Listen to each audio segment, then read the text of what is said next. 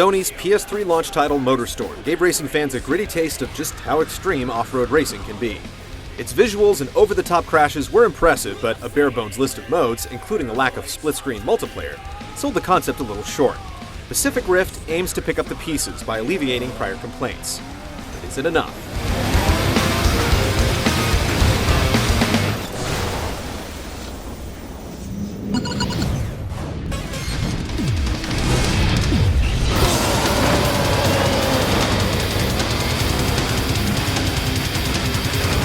Pacific Rift, like its predecessor, is all about a grudge-filled high-octane racing festival, which pits various vehicle classes against one another in a Mad Max-inspired free-for-all.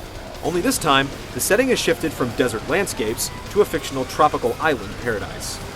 Single-player's festival mode breaks down into 4 distinct environments: Earth, Air, Fire, and Water, with each theme offering over 20 separate racing events to compete in.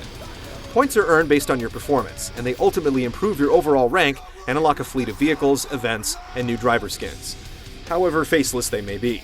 Aside from the straightforward racing, you'll compete in speed trials where you have to pass through various checkpoints, and the fast-paced Eliminator Challenge, where the last place racer is eliminated when the clock counts to 0.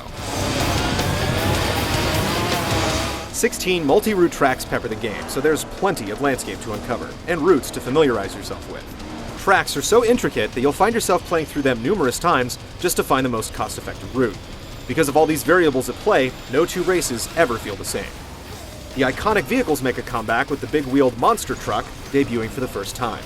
Each is rated based on their ability to perform on the track, with varying strengths and weaknesses. Bikes, ATVs, rally cars, buggies, trophy trucks, mud pluggers, and big rigs make up the full roster, giving you plenty of options.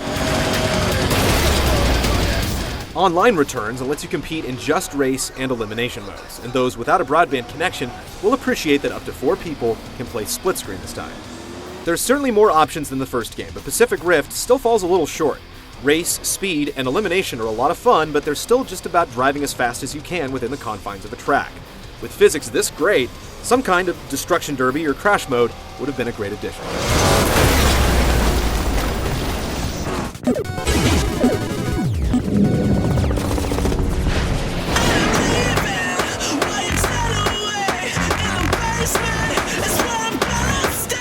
Each vehicle controls exactly how you'd expect. Motorcycles are nimble on dry ground, but come to a crawl in deep mud or water. Heavier classes make quick work of obstacles and have prolonged boosts to level out the playing field, but are slow and clunky to drive. All the vehicles have a learning curve. Effectively maneuvering through each track can be difficult at first.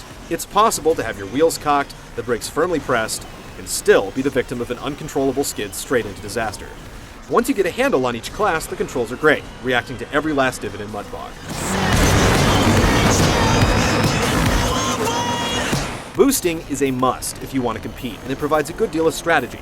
If you abuse it, your entire vehicle will overheat and explode. You can either monitor it constantly or scan the track for patches of water that will cool it down.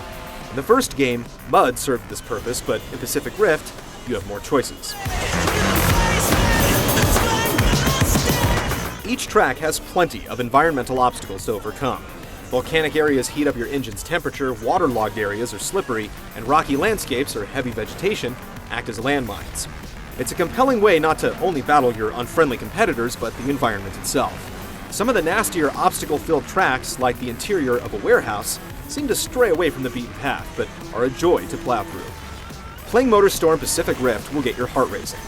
With so many branching paths, competitors can come from anywhere, and one slight mistake or malicious bump can send you careening off course. It is a great sense of speed, and the feeling of the unknown pervades every last lap of every last race.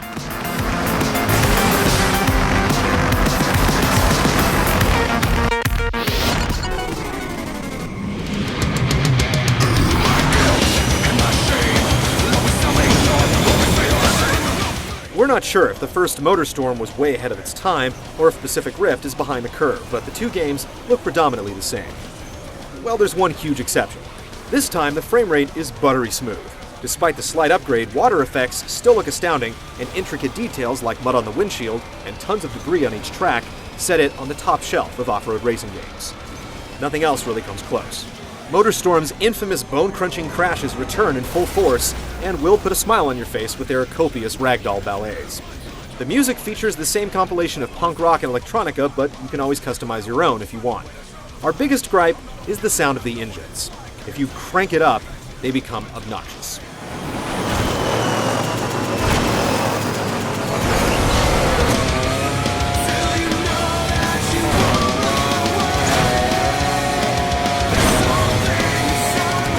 MotorStorm Pacific Rift is the game that should have been available at launch.